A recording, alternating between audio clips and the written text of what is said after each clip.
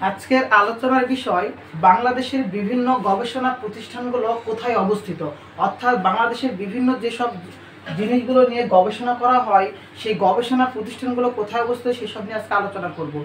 তো দেখেন যে এখানে আম গবেষণা কেন্দ্র কোথায় অবস্থিত? চাঁপাইনবাবগঞ্জ।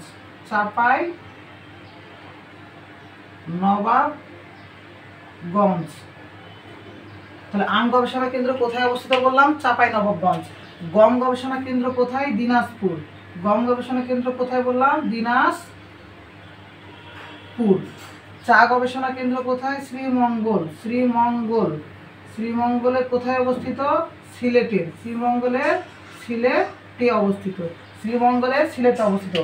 পাট গবেষণা কেন্দ্র কোথায় অবস্থিত? মানিকগঞ্জ। কি বললাম বলেন তো? পাট গবেষণা কেন্দ্র কোথায়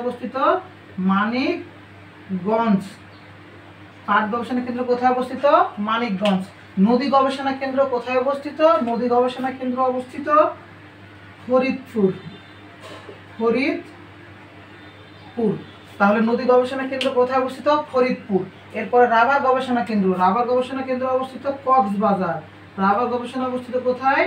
কক্সবাজার। তাহলে রাবার কোথায় গবেষণা করা হয়? রাবার নিয়ে কক্সবাজারে। তাঁত গবেষণা কেন্দ্র কোথায় অবস্থিত? নরসিংদী।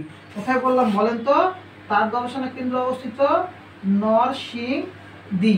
ওকে। এরপরে ইক্ষু বা ডাল গবেষণা কেন্দ্র অবস্থিত ঈশ্বরদীর কোথায়? ঈশ্বরদীর পাবনা। তাহলে ইক্ষু বা ডাল গবেষণা কেন্দ্র অবস্থিত ঈশ্বরদীর পাবনা। মশলা গবেষণা কেন্দ্র কোথায় অবস্থিত? বগুড়া। কি বললাম বলেন তো? মশলা গবেষণা কেন্দ্র অবস্থিত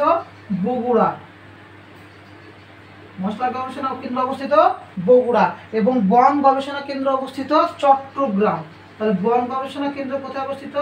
চট্টগ্রাম, যেটা আমাদের পার্বত্য চট্টগ্রামকে বোঝানো হয়, অর্থাৎ আমাদের বাণিজ্যিক কেন্দ্র, বাংলাদেশের আমাদের বাণিজ্যিক কেন্দ্র হচ্ছে চট্টগ্রাম। ওকে।